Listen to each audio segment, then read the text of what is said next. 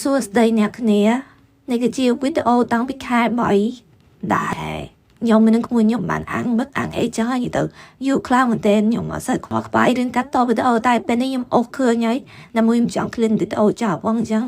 យើងទៅទស្សនាដល់គ្នាហើយខ្លៃទេបងនេះសាតាអាស័យបានផតណាមួយវារៀងជោគរីងនៃដែរចឹងចង់តាមដានអ្នកគ្នាចឹងដឹងថាពួកខ្ញុំទៅអីខ្លះតាមដានអ្នកគ្នាអីដែលយើងធ្វើដំបូងគេហ្នឹងគឺយើងយកបន្លែបលៀងហើយបន្លែខ្ញុំចិត្តគឺមានតែ3មុខមិនទេបាទមាននឹងមើលតាមនោះមិនដឹងទេអត់មើលអីខ្លះតែឡាយនេះគេទឹកសុករបស់យើងបាទគេវាផាខ្ញុំលាបពីលើមឹកអីចាហើយខ្ញុំអត់ដឹងពីរបៀបប្រឡាក់មឹកអីមិនឆ្ងាញ់ខ្ញុំតែអញ្ចឹងហ្មងតែបងនៅមានលួយមកទិញមឹកទិញអីតែហើយនេះគឺជាបកហើយខ្ញុំដាក់ពុយឈីខ្ញុំឃើញគេនៅក្នុងនេះគេតែយកអត់មានអីអា microwave ហីគេអានោះបានអង្គទៅពីថាវាតាយឆ្ងាញ់យីចាអានេះខ្ញុំចាប់អាមកអង្គមកខោហើយយីទៅបើបងប្អូនមានលុយមិនបាច់ទិញមឹកទិញអីទៅទិញមួនឬទីសាគីរូ3ជាន់យកមកអាងឆ្ងាញ់ទៅគ្នាទេមឹកមានអារម្មណ៍ថាពេលវាហូបទៅមានអារម្មណ៍តុនមិនវាឬវាអូយអត់ឆ្ងាញ់ទេចា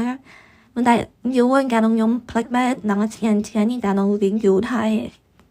ហើយវាខ្ញុំហូបទៅបន្លែសាច់ខ្ញុំហូបទៅទីនេះទៅបន្លែហើយនិយាយទៅយូរពេកទៅពេលយូរទៅពេកមិនដឹងថាបយថាមិនខ្លាចប៉ុណ្ណាយីមែនទីក៏មិនណាមិនមានលុយមិនទិញមកតែអើយទិញបកងក៏បានទិញសាច់មាន់ក៏បានទិញសាច់ជ្រូកក៏បានយកអាំងជាមួយទឹកដល់ខ្ញុំធានាឲ្យឆ្ងាញ់ហ្មងពោះខ្ញុំធ្វើឲ្យបងប្អូនពូម៉ែខ្ញុំហូបគូវាថាឆ្ងាញ់អីចឹងហើយបងថាអូឆ្ងាញ់មិនអីមិនអូនចាហ្នឹងញីមើលវីដេអូតទៀតអញអើយហូបឆ្ងាញ់មិនស៊ីបាយតែគេអូយកាមេរ៉ាច្បាស់យ៉ាងអូយស្អាតមែនណាស់អត់តឆ្អិនទេណាអូក្តៅតឆ្អិនឯងកាមេរ៉ាអត់ស៊ីបកីអត់ស៊ីបកងអូយ៉ាយហ្នឹងវា